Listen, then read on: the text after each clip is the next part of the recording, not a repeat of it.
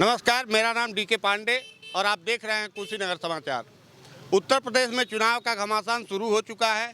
सब पार्टियां, सब महारथी बन के अपने अपने सेनापतियों को मैदान में उतार रही हैं। जैसा कि इस समय चुनावी भ्रमण के कार्यक्रम में, चुनावी कवरेज के कार्यक्रम में हम इस समय मौजूद हैं 332 विधानसभा फाजिलनगर में। हमारी मुलाकात इस समय हुई है मनोज सिंह से, कांग्रेस के नेता हैं। ये कांग्रेस पार्टी की तरफ से अपनी दावेदारी प्रस्तुत कर रहे हैं। देखता है इनके नाम पे मोहर लगती है या नहीं लगती है, ये आगे की बात है। फिलहाल क्षेत्र में ये काफ़ी सक्रिय रूप से इस समय जमे हुए हैं। इनके साथ समर्थकों की भी अच्छी खासी भीड़ है। आइए हम इनका स्वागत करते हैं। स्वागत है श्रीमान। बहुत बहुत धन्यवाद। क्या लगता है आपको, कांग्रेस की कितनी संभावनाएं हैं आपकी फाजिलनगर विधानसभा में? कांग्रेस के प्रति लोगों का रुझान है, इसलिए कि यहाँ पे लंबे समय से जो जनप्रतिनिधि रहे उनका आम जनता की समस्याओं से कोई सरोकार नहीं रहा। जनता इस बात को लेकर हताश और निराश है। आशा भरी नज़रों से कांग्रेस की तरफ जनता देख रही है। आपके अपनी दावेदारी में कितनी संभावनाएं हैं? पार्टी आपको किस तरह से देख रही है? पार्टी के द्वारा दिए गए निर्देशों का और पार्टी का जो संदेश है जन जन तक पहुँचाने का और जनता के जन समस्याओं पर संघर्ष करने का जो जिम्मा एक जनप्रतिनिधि के ऊपर होता है, एक कार्यकर्ता के ऊपर होता है, उसको बखूबी निभाने का प्रयास किया गया। आम जनता के समस्याओं को उठाने का, संघर्ष करने का काम किया गया। ये कुर्सी है, बैठते हैं 2 मिनट। क्या लग रहा है आपको, फाजिलनगर में कौन सी ऐसी सुविधाएं हैं जी जो होनी चाहिए?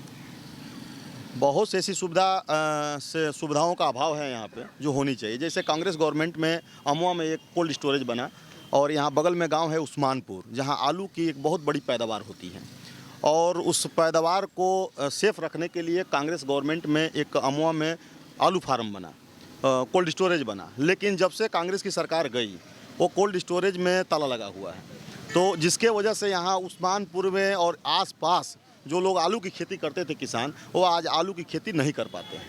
तो अगर कांग्रेस पार्टी आपके नाम पे मोहर लगाती है और आप यहाँ से चुनाव लड़ते हैं, विधायक होते हैं, विधायक बनने के बाद फाजिलनगर की क्या प्राथमिकता है? आप क्या देख रहे हैं कि फाजिलनगर में क्या होना चाहिए? सबसे बड़ी बात है कि उस काम को प्राथमिकता जरूर दिया जाएगा जो जीवन से जुड़ा हुआ है। जैसे बगहुच मोड़ पे जो ओवरब्रिज का निर्माण किया गया है, नाम उसका ओवरब्रिज भले है लेकिन वहाँ ओवरब्रिज नहीं है और वहाँ पे एक तरफ degree college, inter college, Jain मंदिर, बैंक, स्कूल, हॉस्पिटल और वहाँ पे रोज़ लाखों लोगों के आने जाने का क्रम बना रहता है और नेशनल हाईवे होने के नाते बड़ी तेज़ रफ्तार से गाड़ियाँ आती जाती हैं और असमय तमाम लोग काल के गाल में समा गए घटनाओं की वजह से। तो सबसे पहला काम होगा कि उस पर सदन में बहस होगी और उसका निर्माण कराया जाएगा ताकि वहाँ पे लोगों का आना जाना सदन पे बहस से याद आया, हमारे आंकड़े जैसा बताते हैं, हमने आंकड़े निकाले। आपके वर्तमान में जो विधायक रहे यहाँ के भारतीय जनता पार्टी के सत्ता पक्ष के विधायक रहे और उनने पूरे 5 साल में एक भी प्रश्न नहीं किए। ये तो विडंबना है कि जनता जिसको नेता चुनकर भेजती है, सदन में जो बैठता है जाकर, वह एक विधानसभा के लाखों लोगों का प्रतिनिधित्व करता है। उनकी आवाज़ को मुखर करने के लिए उसको भेजा जाता है और जनता इस आशय से उनको भेजती है कि हमारे दर्द को, हमारी समस्याओं को इस सदन में उठाएंगे। लेकिन दुर्भाग्य रहा फाजिलनगर विधानसभा का कि पूरे 5 साल में अगर हमारे विधायक ने अगर एक भी प्रश्न नहीं पूछा, वहाँ आवाज़ मुखर नहीं किया, तो निश्चित उन्होंने आम जनता के सपनों पर कुठाराघात किया है और इसका जनता जवाब देगी। आपकी पार्टी पर आरोप लगते हैं, अल्पसंख्यकों की पार्टी है आपकी। आरोप उनका निराधार है। पार्टी का मतलब होता है सर्व समाज की पार्टी हो, जहां दबे कुचले, वंचित, शोषित, पीड़ित सबके लिए आवाज़ बन सके और कांग्रेस पार्टी हमेशा से समाज के जो निचले पायदान पर लोग हैं उनके लिए आवाज़ उठाने का प्रयास किया है, समाज के सभी वर्गों को साथ में लेकर चलने का प्रयास किया है और जो आरोप है बेबुनियाद है, इसका कोई मतलब नहीं है। जो लोग आरोप लगाते हैं खुद जो है उनकी हिमायती हैं एक तरीके से देखा जाए तो। जैसे एशिया का सबसे बड़ा हज हाउस भाजपा ने बनवाया, रघुबर दास जी ने उसका उद्घाटन किया, इस पर वो क्या कहेंगे?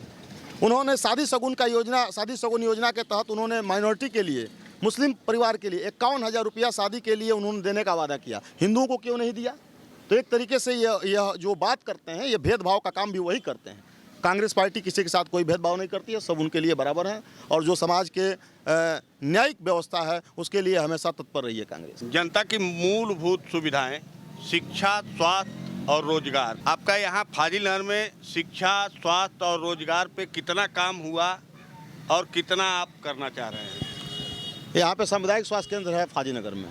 वो सामुदायिक स्वास्थ्य केंद्र कांग्रेस गवर्नमेंट में बनी थी और आज वो खस्ता हाल में है। डॉक्टर वहाँ नहीं बैठते, वहाँ कर्मचारी नहीं है और आम जनता को सुविधाएं न मिल पाने के कारण इनको प्राइवेट हॉस्पिटलों में जाना पड़ता है। तमाम मरीज जो है असमय काल के गाल में समा गए बेहतर सुविधा न होने की वजह से। आपको मैं बताऊं कि 30 लाख रुपया कोरोना काल में विधायक जी ने अपने कोष से जो है कोरोना मरीजों के लिए और उनकी तमाम सुविधाओं के लिए फंडिंग किया, लेकिन उसका कहीं से कोई काम नहीं हुआ और पुनः पैसा वो उनके खाते में वापस आ गया। ये क्या बताता है कि किसान, गरीब, मजदूर और क्षेत्र के नौजवान अगर किसी प्रकार से चिकित्सा सुविधा लेना चाहते हैं तो उसके लिए शासन सत्ता के द्वारा एक भी पैसा उनके लिए खर्च नहीं किए गए। ये कहीं ना कहीं बता रहा है कि उनका आम जनता के प्रति कोई मोह नहीं है और निश्चित तौर से यहाँ पे चिकित्सा के क्षेत्र में बहुत काम करना बाकी है। अवसर मिला तो उसको और बेहतर किया जाएगा। शिक्षा के क्षेत्र में, शिक्षा के क्षेत्र में वही हाल है, वही आलम है। आपको मैं बता दूं कि जितने भी यहाँ पे कॉलेज हैं, जितने भी स्कूल हैं, उन स्कूलों में बेहतर तरीके से शिक्षा का व्यवस्था नहीं हो पा रहा है, कोई टेक्निकल इंस्टीट्यूट नहीं हो पा रहा है,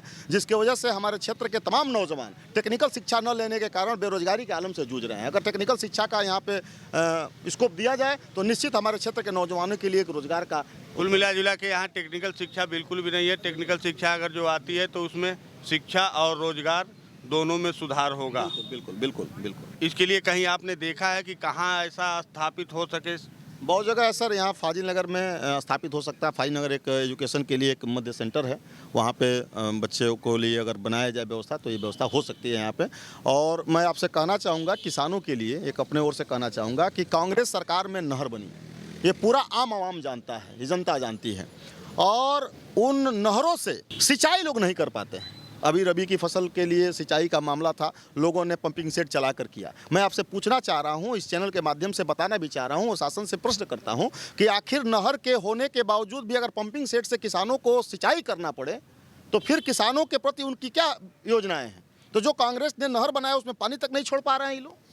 और दूसरी फिर सिंचाई की आवश्यकता पड़ी, फिर इस समय वर्तमान में नहरों में पानी नहीं है, उसकी सिंचाई की व्यवस्था पुनः जो है लोगों को अपनी पंपिंग सेट से करना पड़ेगा। 50-55 रुपया डीजल पर जो लोग पंपिंग सेट चलाकर अपने खेतों की सिंचाई करते थे, आज वहाँ पे उनको 100 रुपया डीजल लगाकर सिंचाई करना पड़ रहा है, जबकि गेहूं और धान का रेट नहीं बढ़ा, गन्ने का रेट नहीं बढ़ा, तो किसान घाटे में जा रहा है और अपना पीठ थपथपाते हुए सरकार कह रही है कि हम किसानों का आय दोगुना कर रहे हैं। ये कोरा झूठ है, बिल्कुल झूठ है।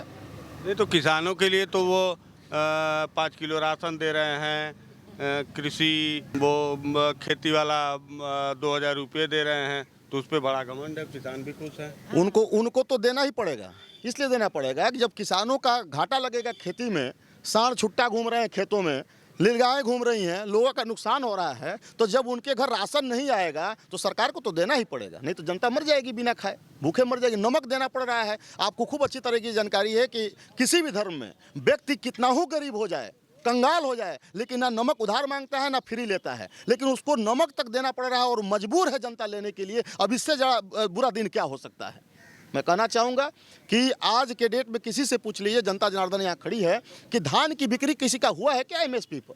पूछिए किसी से, किसी का 1200 रुपये देखिए आवाज़ आ रही है।